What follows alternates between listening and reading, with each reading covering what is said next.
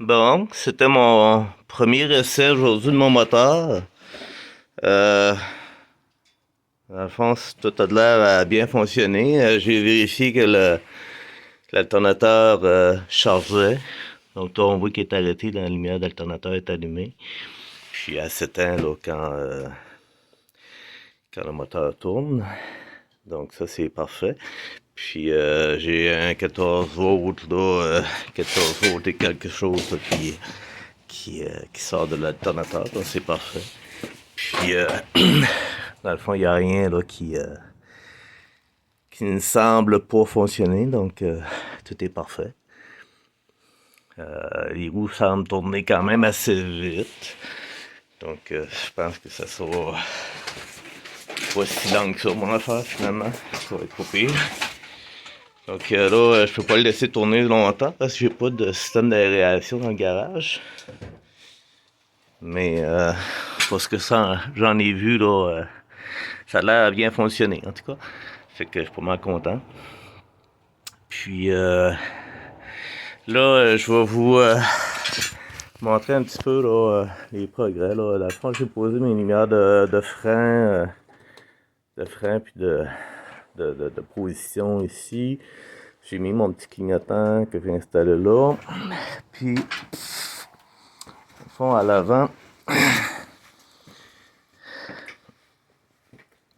ce que j'ai fait, c'est que j'ai posé mes lumières aussi de clignotant sur le capot ici. Puis, je me suis fait un petit schéma électrique des clignotants, qu'est-ce que ça doit ressembler sur mon véhicule. Puis dans le fond, j'avais trouvé aussi mon petit schéma électrique pour mon système de relais que j'avais commandé là, chez Amazon. Ce que j'aime moins dans ça ici, c'est qu'il y a, on voit qu'il y a des pôles 87 qui sont dans le fond, tous ces câbles-là ici, qui sortent, ça c'est tous des 87. Par contre, il y a deux bras. Deux noirs, deux bruns, deux de chaque couleur dans le fond. Puis ça ici, là, il y en a un qui c'est 87, puis là c'est 87A. Le 87A, dans le fond, il se trouve à être dans le centre ici. Donc dans les relais que j'ai, si je vous montre un des relais que j'ai, vous voyez, il y a un pôle dans le centre, qui est le 87A. Puis celui-là, ben, il semble pas y avoir de courant qui sort de ce fil-là. Donc, je me demande un petit peu pourquoi que j'ai deux fils si dans l'autre, il n'y a pas de courant.